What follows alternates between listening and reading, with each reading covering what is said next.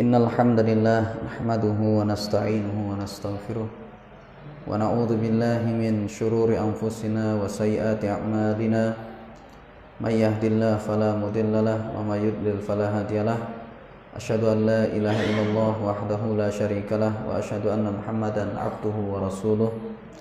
Qala Allah ta'ala ya ayyuhalladzina amanu taqullaha haqqa tuqatih wa la tamutunna illa wa antum muslimun. Amma ba'du, faya ma'asyiral hadirin rahimani wa rahimakumullah. Sebelumnya saya mohon maaf karena agak telat ya. Tadi sudah berusaha enggak telat, tapi ternyata jalan banyak yang ditutup. Ya, ada yang kayaknya acara nikah, enggak tahu lagi yang sebelah lagi acara apa dah. Jadi muter-muter ya. Baik.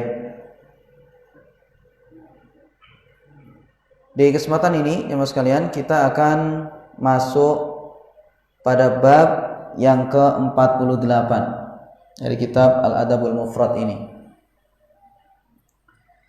Pada bab yang ke-48 ini berkata Al-Imam Al-Bukhari rahimahullah, babu man da'a li sahibihi an akthir malahu wa waladahu. Bab pembahasan tentang orang yang berdoa kebaikan untuk kawannya agar supaya dibanyakkan hartanya dan anak keturunannya. Jadi ingat ya mas sekalian, di sini bab pembahasannya adalah tentang orang yang mendoakan kebaikan untuk kawannya agar hartanya dibanyakkan dan juga anak keturunannya agar dibanyakkan pula. Pada hadis yang ke-88, Al-Imam Al-Bukhari rahimahullah mengatakan, haddatsana Musa ibnu Ismail qala haddatsana Sulaiman ibnu al-Mughirati an Tsabitin an Anas qala dakhaltu 'ala an-nabiy sallallahu alaihi wasallam yawman wa ma huwa illa ana wa ummi wa ummu haram khalati idh dakhala alaina faqala lana ala usalli bikum wa dhaka fi ghairi waqti salatin. Telah mengajarkan kepada kami Musa bin Ismail. Dia berkata telah mengajarkan kepada kami Sulaiman ibnul Mughirah dari Tsabit dari Anas. Dia berkata aku datang kepada Nabi sallallahu alaihi wasallam pada suatu hari. Wa ma huwa illa ana. Dikala itu yang ada hanyalah saya, wa ummi ibuku, wa ummu haram dan ummu haram. Khalati yaitu bibiku, yakni saudari dari ibuku. Idh dakhala alaina faqala ala usalli bikum. Tatkala Nabi sallallahu alaihi wasallam datang kepada kami, maka beliau berkata kepada kami, ala usolli bikum, maukah aku mengerjakan sholat dengan kalian? Di Rasulullah di situ datang, kemudian Rasulullah menawarkan kepada Anas dan juga keluarganya tadi, ya, kepada ibunya, kemudian juga kepada Ummu Haram yang merupakan kholahnya Anas, ya, bibinya Anas. Maka kemudian Rasulullah mengatakan, maukah aku mengerjakan sholat dengan kalian? Padahal pada saat itu bukan waktu sholat.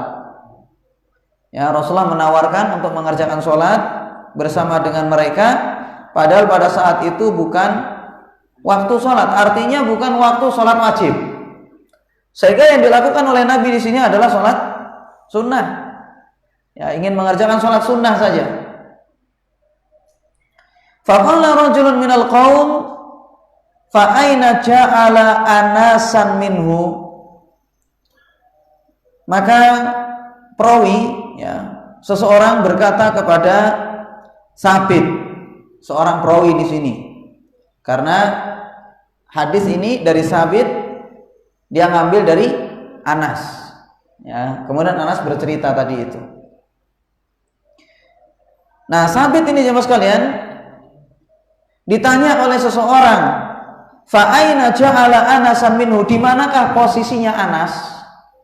Karena pada saat itu yang ada cuma Anas, kemudian habis itu ibunya dan juga bibinya.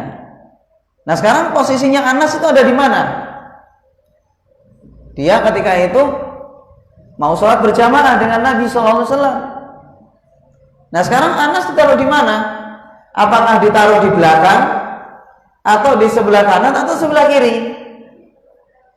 Maka orang bertanya kepada Sabit yang mengambil kisah itu dari Anas. Ya, seorang bertanya kepada Sabit yang mengambil kisah itu dari Anas radhiyallahu anhu. Faqala, maka yang mengatakan di sini Sabit ya. Faqala, yakni Sabit berkata, ja'alahu an yaminihi. Nabi SAW meletakkan Anas di sebelah kanannya. Karena di situ berarti hanya dua orang kan, laki-laki kan, Rasulullah dan Anas. Yang lain perempuan, ibunya Anas dan juga bibi beliau. Nah, kata Sabit radhiyallahu anhu rahimahullah, dia meletakkan Anas ini berada di sebelah kanannya. Di sebelah kanan Nabi sallallahu alaihi wasallam. Summa shalla bina. Kata Anas, kemudian beliau pun mengerjakan sholat dengan kami. Summa ta'alana ahlal baiti bi kulli khairin min khairid dunya wal akhirah. Kemudian Nabi sallallahu alaihi wasallam mendoakan kebaikan untuk kami. Setelah mereka mengerjakan sholat sunnah tadi secara berjamaah tentunya, kemudian Nabi sallallahu alaihi wasallam mendoakan kebaikan untuk Anas dan keluarganya. Summa ta'alana, kemudian Nabi sallallahu alaihi wasallam mendoakan kami ahlal bait, yaitu ahlul bait, bi kulli khairin, dengan segala kebaikan, min khairid dunya wal akhirah. Beliau mendoakan kebaikan untuk kami ya, yaitu kebaikan, baik kebaikan dunia maupun kebaikan akhirat. Rasulullah mendoakan untuk mereka ini, Anas dan juga untuk keluarganya, supaya mendapatkan kebaikan dunia dan akhirat. Faqalat ummi, kemudian ibuku berkata, ya Rasulullah, khuwaitimuka ud'ullaha lahu.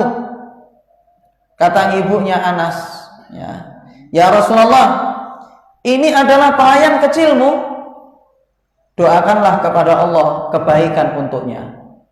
Jadi di situ ibunya minta supaya Anas didoakan dengan doa khusus untuk beliau. Padahal ya secara umum Anas sudah mendapatkan doa dari Nabi Shallallahu Alaihi Wasallam, tetapi ibunya minta supaya Anas dikasih doa yang khusus. Ya, didoakan khusus di situ.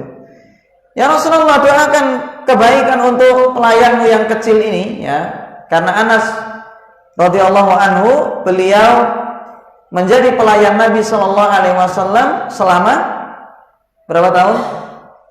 Kurang lebih 10 tahun. Anas itu jadi pelayannya Rasulullah itu kurang lebih selama 10 tahun. Tapi Rasulullah tidak pernah menegur Anas, anak kecil, jadi pelayannya Rasulullah. Ya hikmahnya apa jemaah sekalian?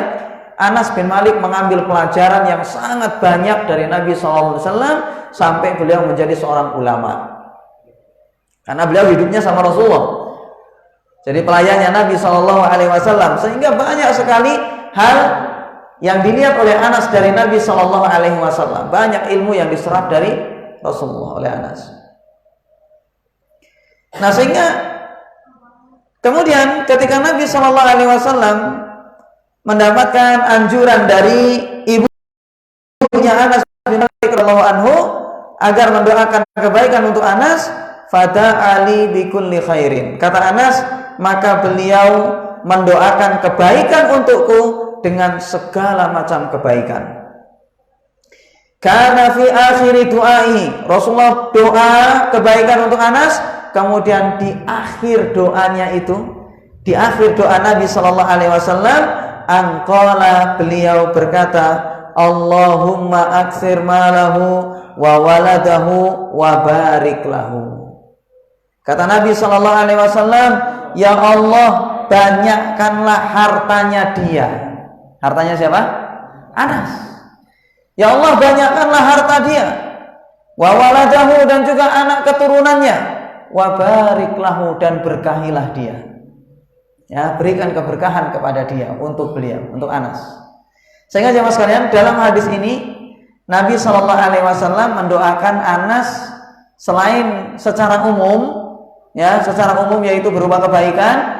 Rasulullah doakan Anas agar supaya hartanya banyak, supaya hartanya itu melimpah. Kemudian habis itu Rasulullah mendoakan agar supaya Anas ini memperoleh anak yang sangat banyak. Allahumma aktsir malahu wa waladahu, banyakkan harta dan juga anak keturunannya. Kemudian habis itu wa barik lahu, dan berkahilah dia. Di dalam riwayat yang lain jemaah sekalian, Rasulullah doanya yaitu adalah Allahumma aktsir malahu wa waladahu wa atil hayatahu waghfir lahu. Ini doanya Rasulullah untuk Anas. Allahumma aktsir malahu, ya Allah, banyakkanlah hartanya Anas. Wa waladahu, dan juga anak keturunannya. Wa atil hayatahu, dan panjangkan umurnya. Supaya Anas ini dipanjangkan umurnya oleh Allah. Kemudian waghfir lahu, dan ampunilah dia.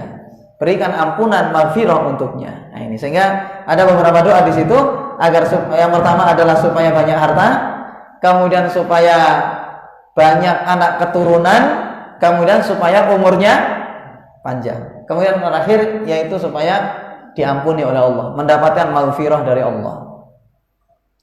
Nah, jemaah sekalian, dengan izin Allah, ternyata Anas bin Malik ini memperoleh hal yang sangat menakjubkan sekali. Doanya Nabi SAW ternyata makbul, mustajab, dikabulkan oleh Allah. Dan memang termasuk mukjizat Nabi SAW, yaitu doa Nabi SAW itu mustajab. Buktinya jemaah sekalian,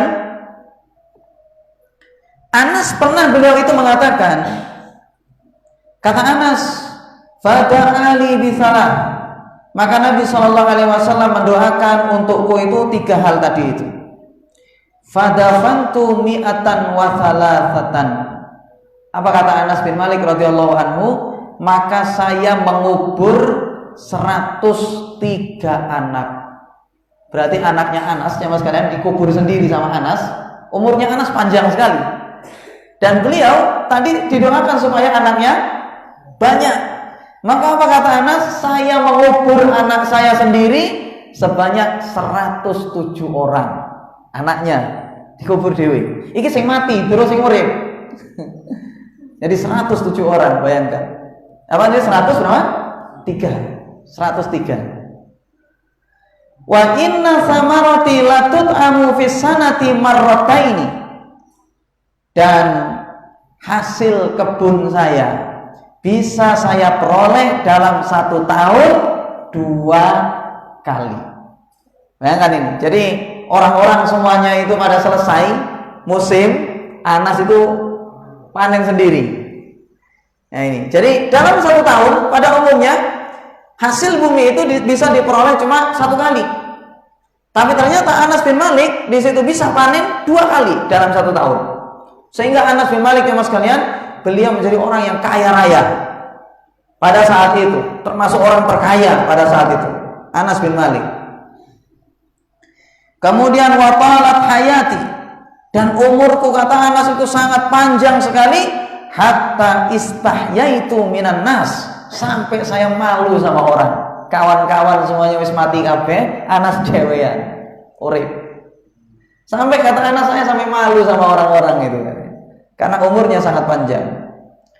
Wa arjul maghfirata, dan saya mohon ampun kepada Allah. Saya mengharapkan maghfirah, ampunan dari Allah Subhanahu wa taala. Karena memang jemaah sekalian, yang namanya umur panjang dari satu sisi nikmat, dari satu sisi ujian. Bagaimana nikmatnya? Dengan orang itu umur panjang, seseorang itu bisa menambah ilmunya, seseorang bisa menambah ibadahnya kepada Allah. Amal solehnya lebih banyak daripada orang yang umurnya pendek. Satu sisi nikmat. Dengan umur panjang itu orang bisa melakukan kebaikan yang sangat banyak, ilmu dan juga ketaatan. Sholatnya tentunya lebih banyak, sedekahnya tentunya lebih banyak, kan gitu. Karena umurnya panjang, bisa ibadah banyak di dunia. Tapi dari satu sisi, orang yang umurnya panjang itu ternyata juga ujian. Karena yang namanya fitnah dunia itu sangat banyak sekali. Fitnah dunia itu sangat banyak sekali. Sehingga orang itu jemaah sekalian, dari satu sisi umur panjang itu ya ujian pisan. Karena dari satu sisi dia harus menghadapi banyak sekali ujian di dunia. Betapa yang namanya maksiat itu datang selalu berkala. Nah ini. Sehingga Anas bin Malik radhiyallahu anhu beliau mengatakan, dan saya mengharapkan ampunan dari Allah Subhanahu wa taala. Dalam satu kisah, jemaah sekalian, dalam satu riwayat dikatakan, kana ta'unu al-jarif sanata sittin wa tis'ina halaka bihi fi salasati ayyam sab'una alfan mata li Anas fi dzalika ta'un samanuna waladan. Dalam satu riwayat dikatakan, ya, dalam sejarah itu dikatakan, dahulu pernah terjadi ta'un. Ta'un itu adalah wabah, sejenis wabah yang merata. Al-jarif, wabah yang merata. Pada tahun sanata sittin wa tis'in, pada tahun sittata atau sittan sanata sittin wa tis'in, pada tahun 96 Hijriah. Jadi pada saat itu di tahun 96 Hijriah ini ada ta'un, wabah yang merata. Pada saat itu di zamannya Anas bin Malik radhiyallahu anhu. Halaka bihi fi salasati ayyamin sab'una alfan. Dalam 3 hari 70.000 orang tewas. Dalam 3 hari. Kalau kita corona nggak tahu berapa, Dok? Ini sudah berapa tahun, berapa yang meninggal gara-gara 3 tahun orangnya? 100.000. Ini dalam 3 hari, jemaah. Bayangkan 70.000 orang. Jadi yang namanya wabah yang mengerikan itu bukan hanya di zaman sekarang. Dulu itu ada wabah yang lebih mengerikan. Bayangkan kalau kita hidup di zaman itu, mengerikan sekali. Ya, kanan kiri mati, 70.000 orang dalam 3 hari. Gimana kita takutnya itu kalau di zaman itu? Nah, ini. Kemudian mata li Anas fi dzalika ta'un samanuna waladan. Disebabkan ta'un itu anaknya Anas meninggal sejumlah 80 orang. Anaknya Anas sendiri, ya, samanuna waladan, yang meninggal itu adalah 80 orang. Bayangkan, anaknya Anas banyak sekali, jemaah. Nggak tahu dari berapa istri, karena masih belum disebutkan ya di sini. Wallah alam. Nanti antum cari. Ini bayangkan jemaah sekalian, ya, 80 orang. 80 itu anaknya Anas semuanya.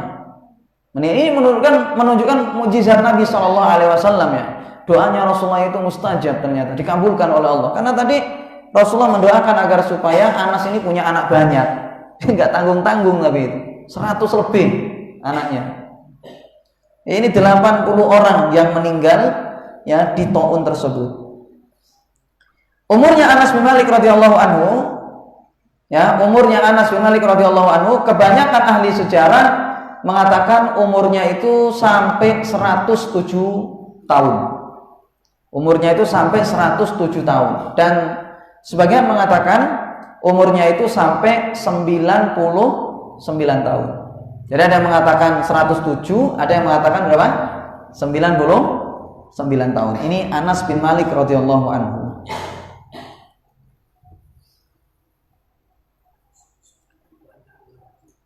Kemudian jemaah sekalian, jumlah anaknya Anas, ya, jumlah anaknya Anas dikatakan wa dzakara anna ibnatahu al-kubra Aminata akhbarathu annahu dufina min sulbihi ila maqdamil Hajjaj nayyifun ala ishrina wa mi'ah fahaulai kulluhum min waladihi. Dan telah menyebutkan dan disebutkan, ya, bahwasanya putrinya yang paling tua yaitu Aminah mengabarkan kepadanya bahwasanya dikabarkan, ya, dia mengabarkan kepadanya bahwasanya dikubur dari anak keturunannya Anas itu sampai kedatangan Hajjaj, yakni di zamannya Hajjaj. Ini wallahu alam yaitu adalah Hajjaj bin Yusuf. Ya, ini termasuk di zaman itu jemaah sekalian, ya pemimpin yang dari satu sisi dia itu sadis, dari satu sisi banyak jasanya juga sama Islam. Hajjaj bin Yusuf. Ya. Di zamannya Hajjaj ini jemaah sekalian, anaknya Anas dikabarkan ya dikubur pada saat itu 120 lebih. Itu anaknya Anas. Fahaula kulluhum min waladihi, semuanya itu adalah dari anaknya Anas. Ya, jadi sampai zamannya Hajjaj dihitung anaknya Anas ya, ini yang mati semuanya ya, itu adalah 120 orang anaknya Anas, semuanya itu. Jadi wallahualam itu Anas sudah meninggal, masih ada sisa-sisanya. Ya wallahualam. Tapi intinya jemaah sekalian, kalau dijumlah anaknya Anas itu sampai dihitung di zamannya Hajjaj bin Yusuf itu semuanya adalah 120 orang. Atau bayangkan punya anak kaya ngono piye jemaah. Ini punya pesantren, sekolah cukup ini. Ya, enggak usah cari-cari santri. 120 orang itu anaknya semuanya. Enggak tahu ngurusnya bagaimana ya.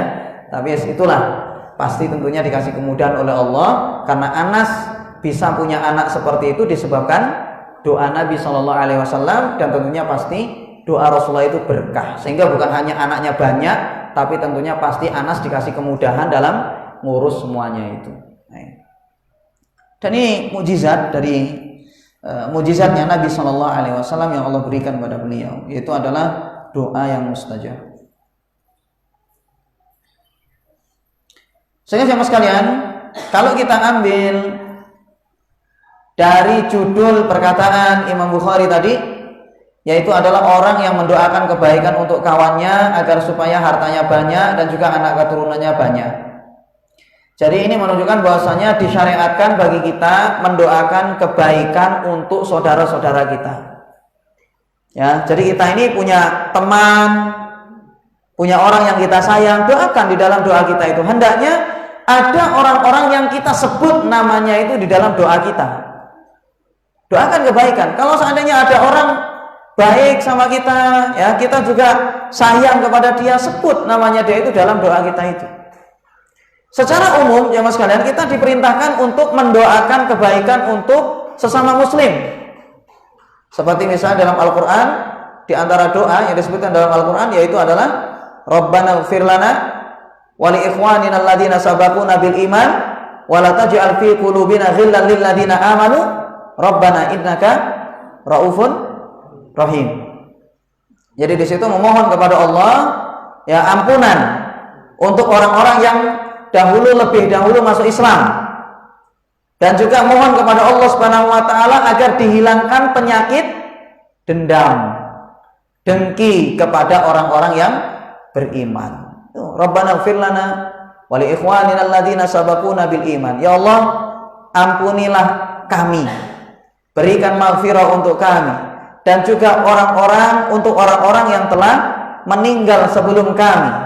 Wali ikhwanina alladzina sabaquna bil iman, yang lebih dahulu beriman.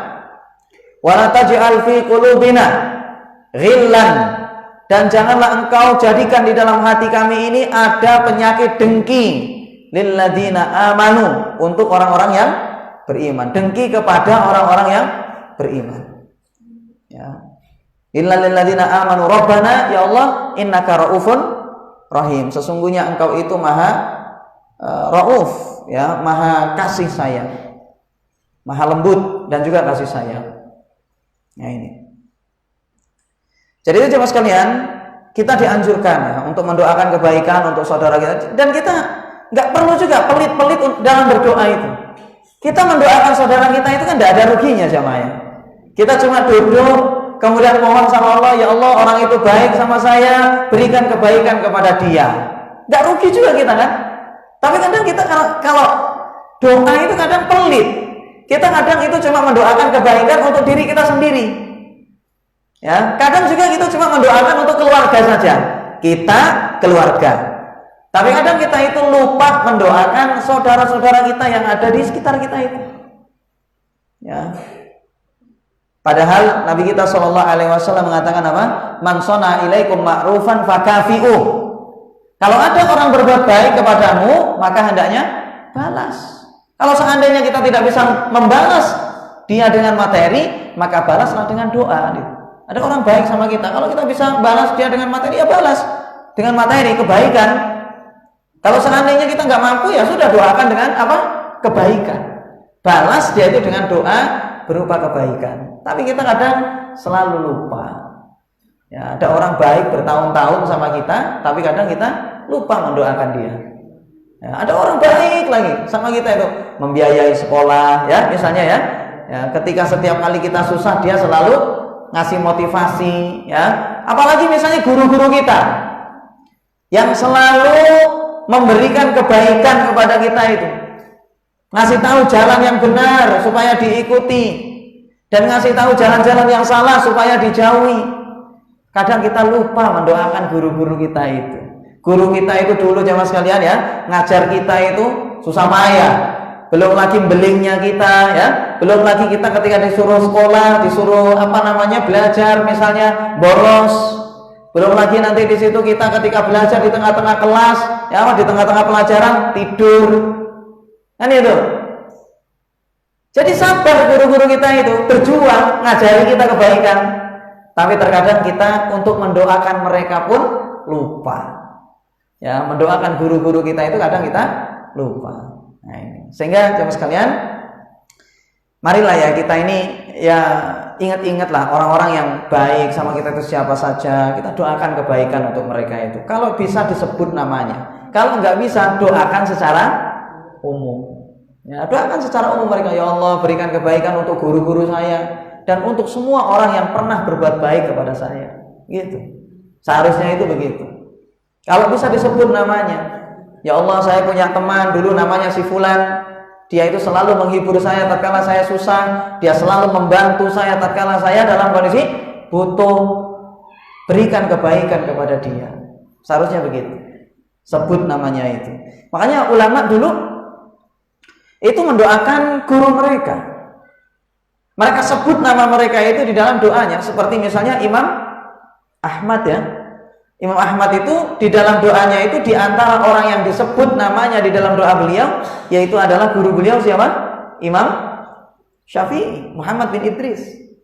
Ya, Imam Syafi'i itu selalu didoakan oleh Imam Ahmad. Beliau sebut namanya itu di dalam doanya. Itu seharusnya begitu. Ada orang yang kita sebut namanya itu. Dan bisa saja jemaah sekalian, kita ini menjadi orang besar disebabkan kita itu mendoakan orang tertentu. Kita jadi orang besar karena disebutkan oleh Imam Ibnul Jauzi rahimahullah bahwasanya ulama-ulama itu menjadi orang besar itu bukan hanya gara-gara ilmu mereka, tapi disebabkan ada amalan-amalan yang tersembunyi yang tidak ada seorang pun yang tahu. Itu yang menyebabkan mereka itu mulia, dan itu adalah bukti keikhlasan hati mereka. Buktinya apa? Mereka itu melakukan amalan yang mereka itu tidak ingin ada orang yang tahu. Sebagai amalan rahasia bagi dia, amalus sir, amal rahasia, dan itu adalah tanda keikhlasan seseorang.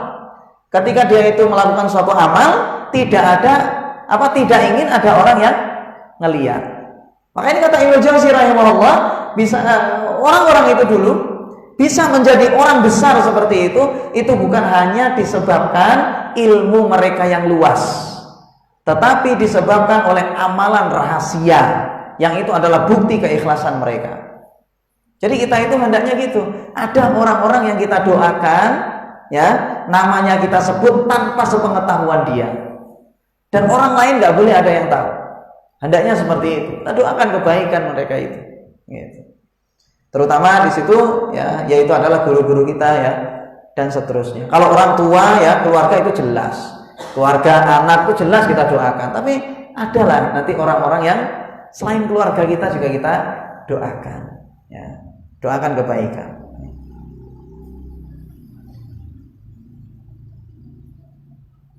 Kemudian jemaah sekalian, faedah yang bisa diambil dari hadis ini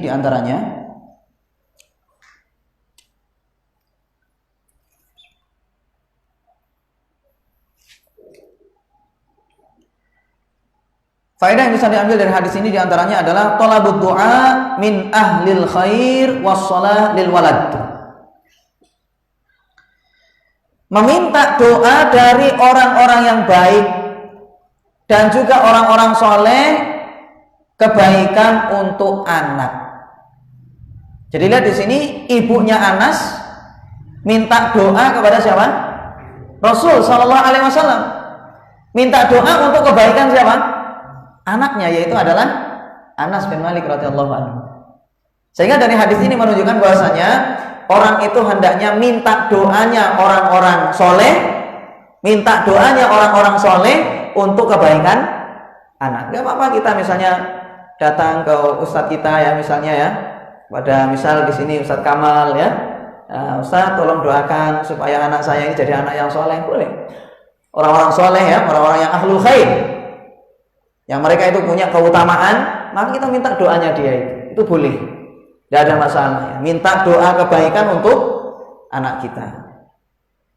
Tapi jemaah sekalian, ada hal yang perlu untuk dicatat dalam masalah ini.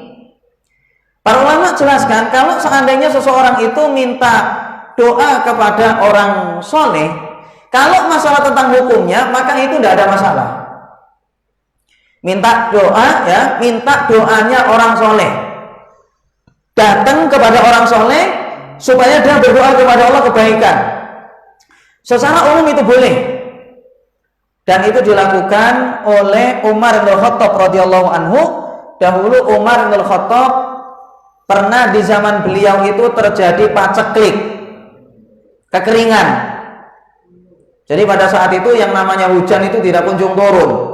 Tentunya di situ jemaah sekalian, para petani tentunya tidak bisa panen, tanamannya tidak bisa hidup dengan baik tentunya. Tidak bisa subur karena hujan tidak kunjung turun. Sehingga Umar bin Khattab pada saat itu beliau minta kepada paman Nabi Shallallahu Alaihi Wasallam, yaitu Abbas, karena Nabi Shallallahu Alaihi Wasallam pada saat itu sudah meninggal dunia, ya sudah meninggal dunia, maka Umar bin Khattab datang kepada Abbas, pamannya Nabi Shallallahu Alaihi Wasallam, agar supaya mohon kepada Allah Subhanahu Wa Taala diturunkan hujan. Ya, supaya Allah menurunkan hujan pada saat itu. Dan dengan izin Allah Subhanahu wa taala, setelah Abbas berdoa kepada Allah, maka kemudian turunlah hujan dengan izin Allah. Kalau dulu ketika di zaman Nabi sallallahu alaihi wasallam, ya orang-orang minta doa kepada Nabi karena masih hidup. Ketika Rasulullah masih hidup, maka mereka minta doanya Nabi sallallahu alaihi wasallam. Makanya di situ dulu ada, jemaah sekalian, orang itu orang Badui, ya pernah saya ceritakan itu ya. Jadi orang Badui ketika Rasulullah khutbah, ya Rasulullah khutbah, kemudian habis itu dia minta kepada Rasulullah supaya memohon kepada Allah agar diturunkan hujan. Kan itu ya, di dalam Sahih Bukhari itu ada. Jadi orang ini kemudian minta sama Rasulullah pada saat itu sedang khutbah, minta sama Rasulullah, ya Rasulullah, in qata'atis subul, ya Rasulullah, telah terputus jalan-jalan ekonomi orang nggak bisa kerja. Ya, kemudian di dalam doa itu orang itu mengatakan, ya Rasulullah, maka berdoalah kepada istasqilana. Ya Allah, mintalah, ya Rasulullah, mintalah hujan kepada Allah untuk kami. Maka kemudian Nabi SAW mengangkat tangannya, ya, memohon hujan kepada Allah. Kemudian habis itu turunlah hujan, datang. Kemudian awalnya itu kering, jemaah. Yang namanya awan itu bersih, nggak ada awan sama sekali pada saat itu. Langit itu bersih. Kemudian setelah Rasulullah itu mengangkat tangannya berdoa kepada Allah, maka kemudian habis itu datanglah awan yang seperti gunung besar dari belakang Nabi Shallallahu Alaihi Wasallam. Kemudian habis itu yang namanya langit itu menjadi mendung, kemudian turunlah hujan. Langsung pada saat itu kontan. Ini dalam riwayat Bukhari. Sampai kemudian habis itu turun hujan selama sepekan. Dalam sepekan itu turun hujan terus sehingga orang-orang nggak bisa kerja karena banjir yang namanya Madinah pada saat itu. Gara-gara turun hujan selama sepekan. Kemudian habis itu Rasulullah di pekan berikutnya, orang itu, ya, sebagian mengatakan orang tadi, ada yang mengatakan kemungkinan itu adalah orang lain, minta kepada Nabi Shallallahu Alaihi Wasallam agar supaya hujan ini diredakan. Kemudian sama, Rasulullah minta kepada Allah Subhanahu Wa Taala agar supaya hujan diredakan. Rasulullah mengatakan sambil mengangkat tangannya, Allahumma hawalaina wala alaina. Allahumma hawalaina wala alaina. Ya Allah, kata Rasulullah, turunkanlah hujan di sekitar kami dan jangan turunkan hujan di tempat kami. Kemudian habis itu dengan izin Allah, yang namanya hujan itu berada di pinggir-pinggir kota, di bukit-bukit. Sedangkan di Madinah, di tengah-tengah pada saat itu, maka tidak turun hujan. Ini dengan izin Allah Subhanahu Wa Taala. Jadi doa Nabi SAW itu jemaah sekalian itu mustajab, jemaah. Makanya ada orang itu kan yang datang kepada Rasulullah, dia dalam kondisi buta. Ya, dia dalam kondisi buta. Kemudian habis itu orang ini datang kepada Rasulullah agar supaya didoakan supaya butanya itu sembuh dengan izin Allah. Kemudian habis itu Rasulullah kasih kepada dia, kalau kamu mau sabar, kamu dapat surga, kata Rasulullah. Tapi kalau kamu mau, ya saya doakan, kata Rasulullah. Ini, kalau kamu mau, kamu sabar, kamu dapat surga. Tapi kalau kamu mau, saya berdoa, ya saya doakan supaya kamu sembuh. Kemudian orang ini minta apa?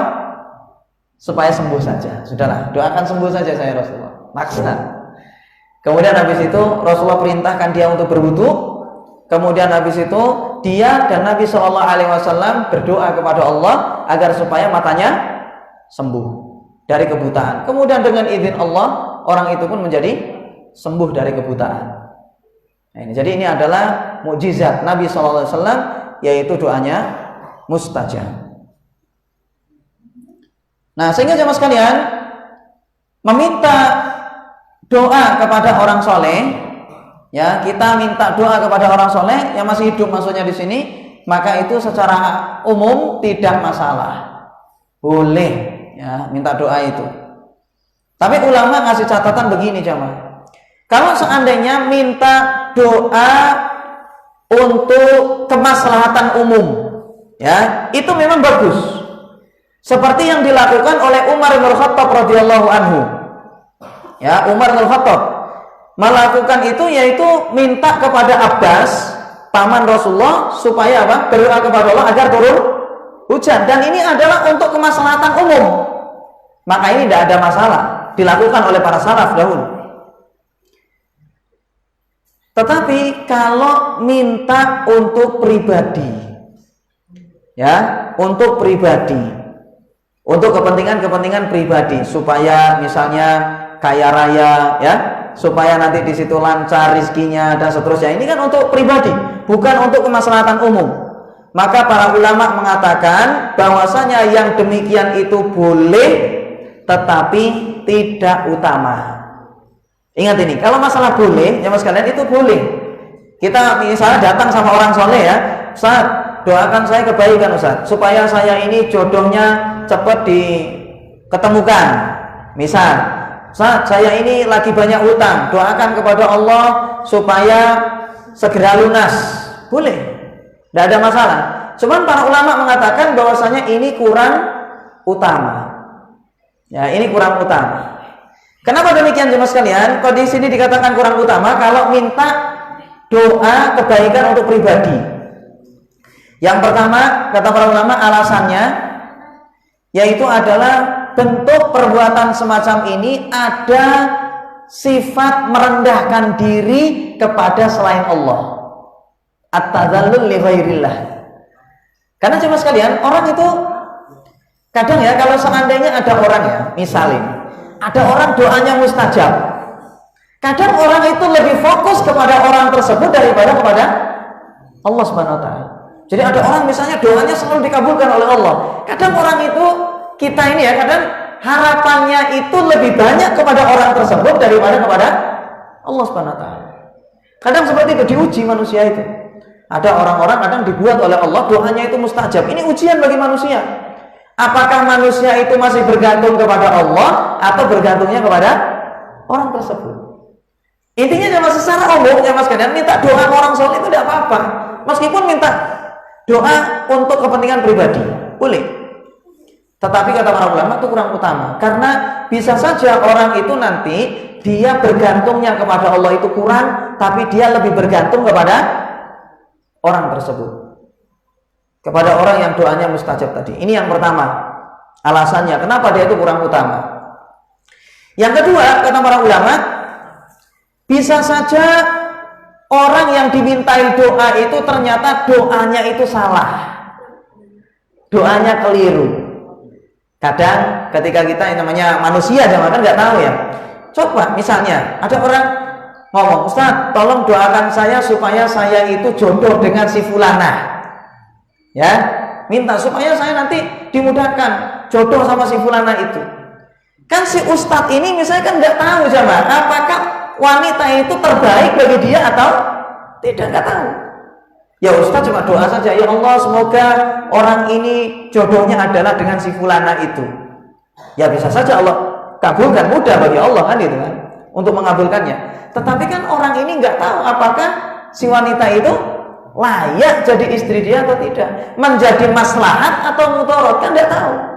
Sedangkan doanya orang ini mustajab, minta kepada Allah langsung dikabulkan. Tapi kan orang ini nggak tahu jamaah. Jangan-jangan nanti di situ gara-gara nikah sama si wanita itu, misalnya ya, ternyata dia adalah orang yang memudaratkan. Ya, jadi kalau minta nafkah misalnya nggak tanggung-tanggung. Kalau sehari misalnya makannya cuma tempe sama lemuru misalnya nggak cukup. Sama dino butuh kambing, berat. Misalnya ini contoh saja ya, akhirnya keberatan.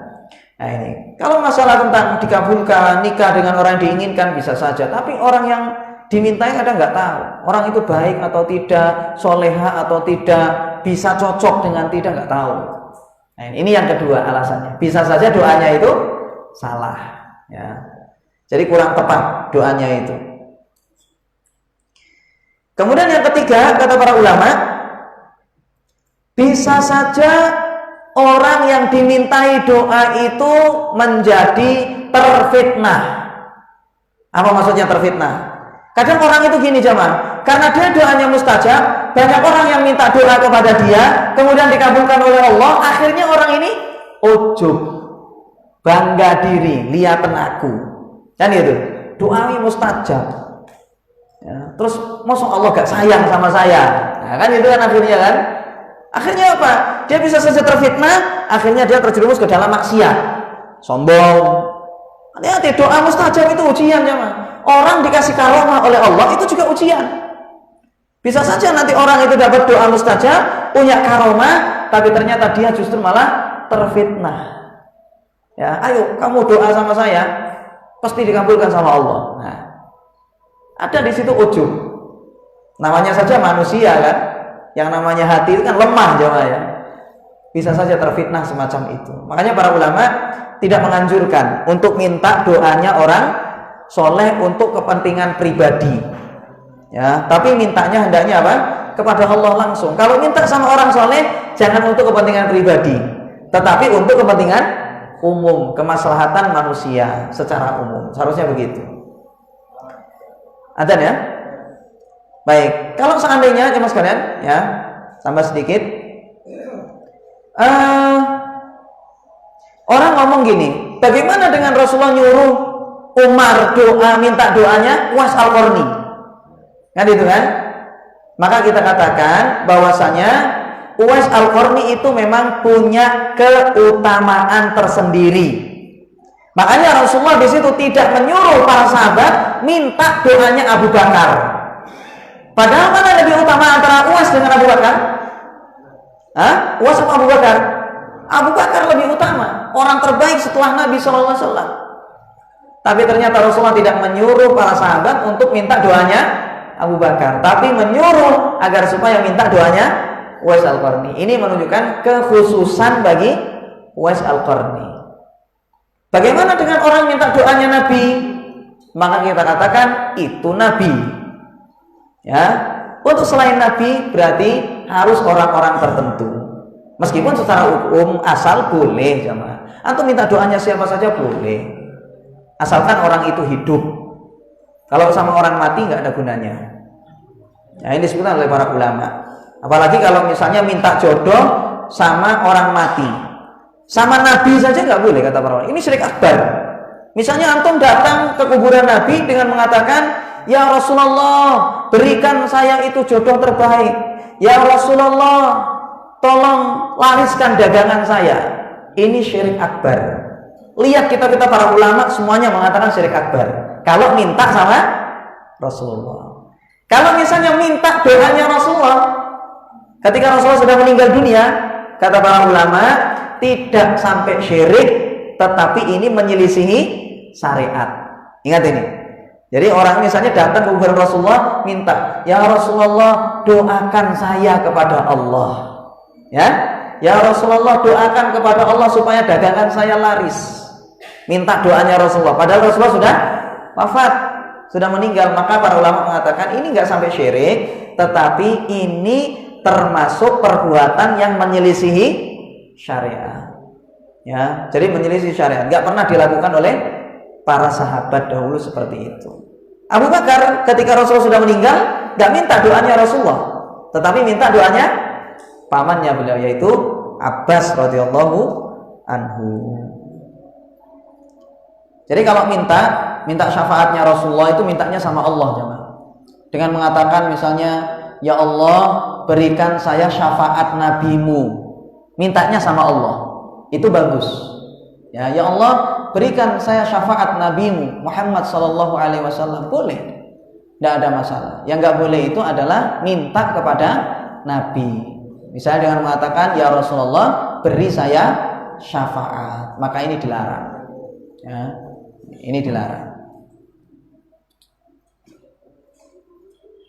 Makanya Allah mengatakan la yashfa'u indahu illa bi'idnihi.